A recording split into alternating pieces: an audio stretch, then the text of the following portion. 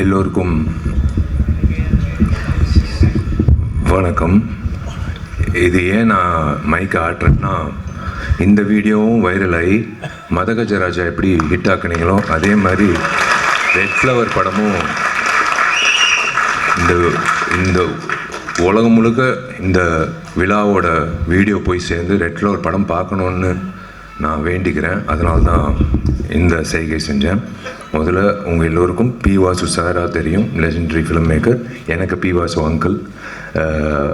B Vasu sir வந்ததுக்கு ரொம்ப நான் இந்த குழு சார்பாக நான் நன்றி தெரிவிச்சுக்கிறேன். ஏன்னா பி வாசு நிறைய இயக்குனர்கள் ஒரு படம் 2 படத்துலேயே அப்படியே போயிடுறாங்க. ஆனால் இன்றைய வரைக்கும் அப்போலேருந்து இப்போ வரைக்கும் இன்னும் பி வாசு சார் நம்ம மனசில் நிற்கிறாருன்னா that's because of his films and that's because of his vision.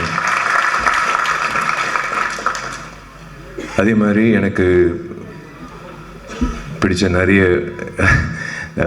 நடிகர்கள் என்னோட நண்பர்களாக இருக்கிற அஜய் ரத்னம் சார், சுரேஷ் மேனன் சார், எங்கள் வயசுக்கு இணையாக இருக்கிற வைஜி மகேந்திரன் சார்,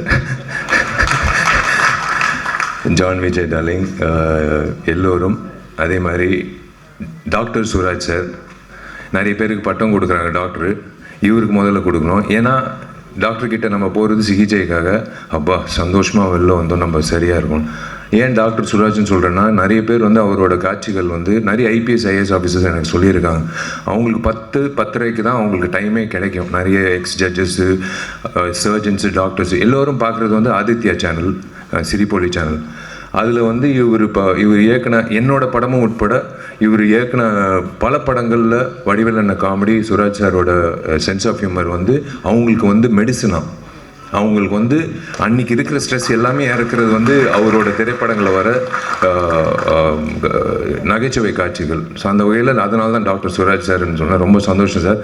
யூஸ்வலாக ஹீரோ தான் கெட்டப் மாற்றி வருவாங்க ஃபங்க்ஷனுக்கு. ஃபஸ்ட் டைம் ஒரு இயக்குனர் கெட்டப் மாற்றி வந்திருக்காரு. முதல்ல இந்த விழாக்கு இப்படி அரங்கம் நிறைந்த ஒரு காட்சியாக அளிக்குதோ அதே மாதிரி இந்த திரைப்படம் ஆகஸ்ட் 8 ரிலீஸ் ஆகும்போது இதே மாதிரி அரங்கம் நிறைந்த காட்சியை பார்க்கணுன்றது என்னோட ஆசை. ரொம்ப நன்றி. நீங்கள் முதல்ல ரெட் ஃப்ளவர் திரைப்படத்துக்கு இந்த விழாக்கு வந்ததுக்கு எல்லோரும் ரொம்ப நன்றின்னு சொன்னாங்க. இல்லைங்க, இது என்னோட கடமை. தயவு செஞ்சு இந்த சின்ன படம் பெரிய படம் அப்படியெல்லாம் சொல்லாதீங்க. இந்த வெள்ளி திரையில் என்ன காணப்படுதோ அதுதான் படம்.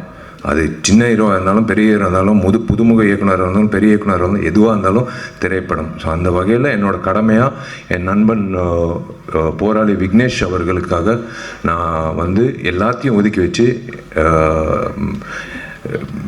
எல்லோருக்கும் வேலை இருக்கும், பட் இருந்தாலும் இந்த வேலை ரொம்ப முக்கியமான வேலை. நான் விக்னேஷ்க்கு உறுதுணையாக இருக்கணும்னு ஆசைப்பட்டு நான் வரேன்னு நான் சொன்னது காரணம் அவர் மனசார பேசினார் பாருங்களேன். அவர் எவ்வளோ கஷ்டப்பட்டு எவ்வளோ அவமானங்கள் தாங்கி எவ்வளோ முயற்சிகள் பண்ணி இந்த திரைப்படத்துக்கு வரைக்கும் வந்திருக்காருன பயணம். அது அவரோட வழியில் எனக்கும் அந்த உணர்வு இருக்குது.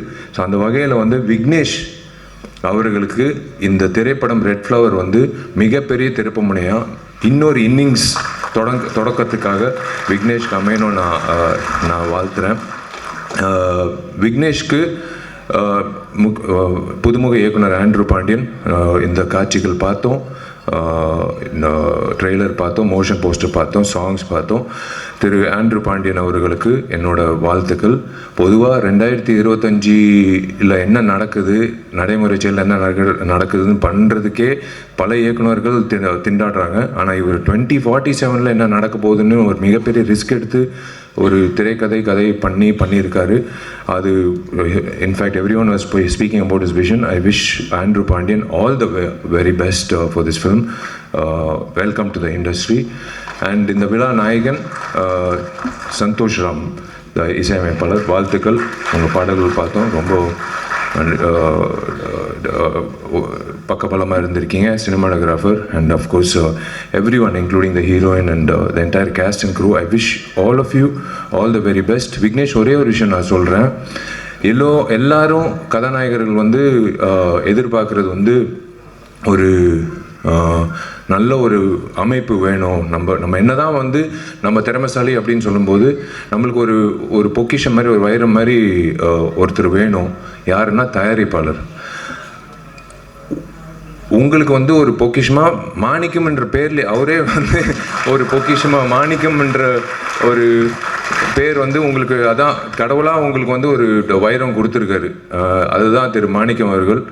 காளிகாம்பல் பிக்சர்ஸ் சார்பாக மாணிக்கம் அவர்கள் இந்த திரைப்படத்தை தயாரிச்சிருக்காரு. Sir, welcome to the industry.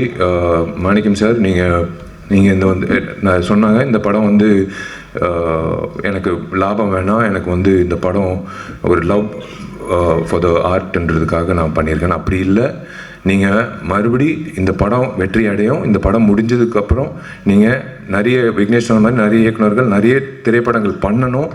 நீங்கள் இன்னொரு 2047 எப்படி இந்த திரைப்படம் காட்டினாங்களோ 2047 திரு மாணிக்கம் வந்து தயாரிப்பாளராக இருக்கணும்னு நான் ஆசைப்படுறேன். Welcome to the film industry. மற்றபடி டார்லிங் ஜான் விஜய், என் டார்லிங் அஜய் ரத்னம் சார், என் டார்லிங் தலைவாசல் விஜய், எல்லோருக்கும் வந்து வாழ்த்துக்கள் for this film. Thank you media. நீங்கள் எப்போவுமே எல்லா திரைப்படங்களுக்கும், எங்கள் திரைப்படம் மட்டும் இல்லை, எல்லா திரைப்படங்களுக்கும் நீங்கள் வந்து ஆஜராகி நீங்கள் வந்து சப்போர்ட் பண்ணுறது ரொம்ப சந்தோஷம்.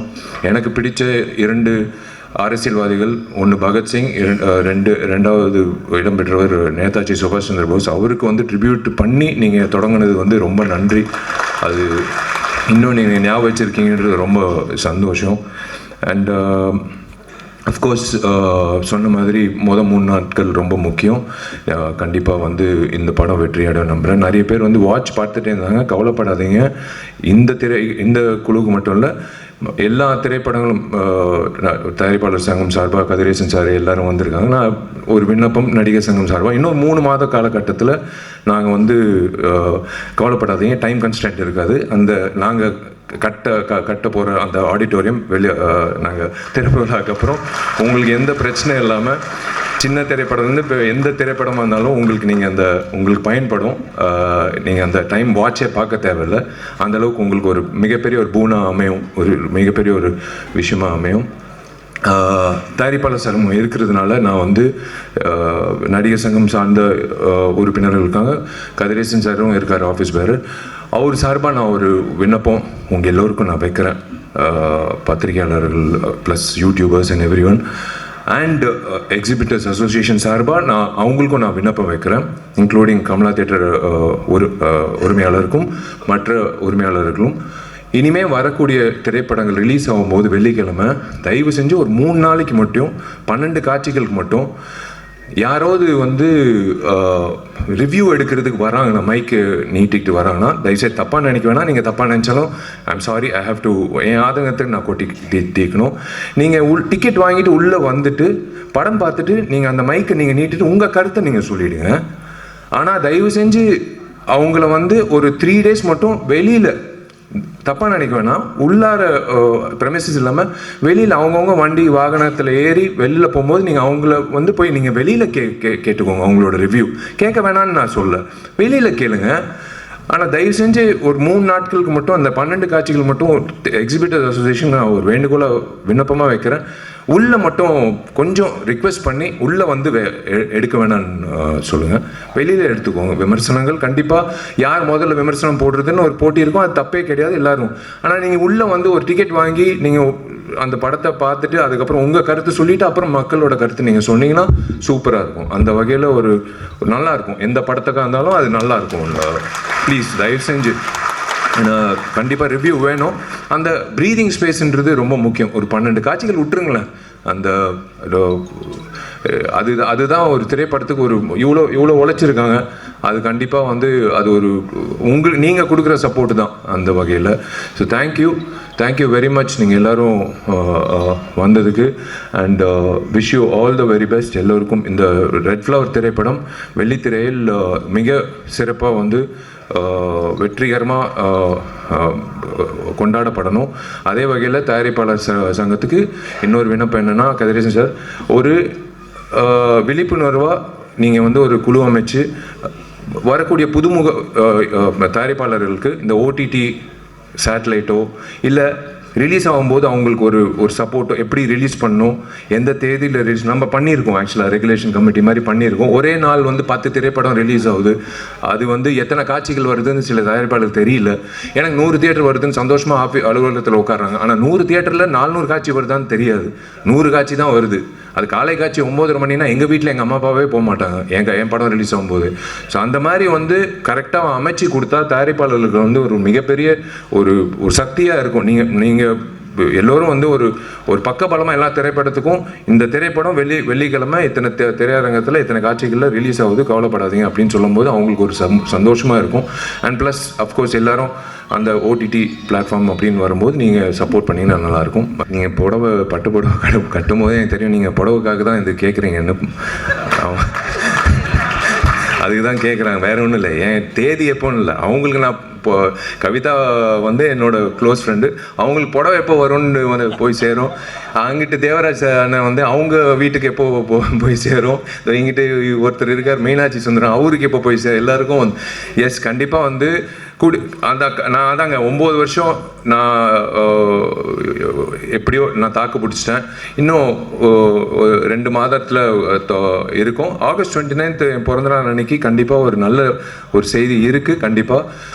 ஆனால் நான் சொன்னபடி அந்த கட்டணம் எல்லாரும் பெரியவர்கள் எல்லாரும் அந்த திரைப்படம் முடிஞ்சதுக்கப்புறம் முகூர்த்தம் போய் நான் புக் பண்ணிட்டேன் கார்த்திகிட்ட. கண்டிப்பாக என் கல்யாணம் அங்கிட்டு தான் கட்டடத்தில். ஆனால் அது கண்டிப்பாக நீங்கள் நினைக்கிற மாதிரி தாமதம் அப்படியெல்லாம் இல்லை, கூடி சீக்கிரம் நடக்கும்.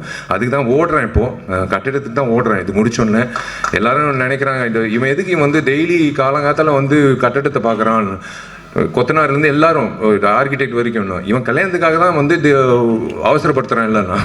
பட் நேரம் வந்துருச்சு, இன்னொரு 2.5 monthsல வந்துடும். 2 monthsல வந்துடும் டெஃபினட்டாக. பட் ஆகஸ்ட் 29 கண்டிப்பாக ஒரு நல்ல செய்தி இருக்குது. அது கூடிய சீக்கிரம் நான் அறிவிக்கிறேன். நல்ல கண்டிப்பாக புடவை வந்துடும் கவிதா.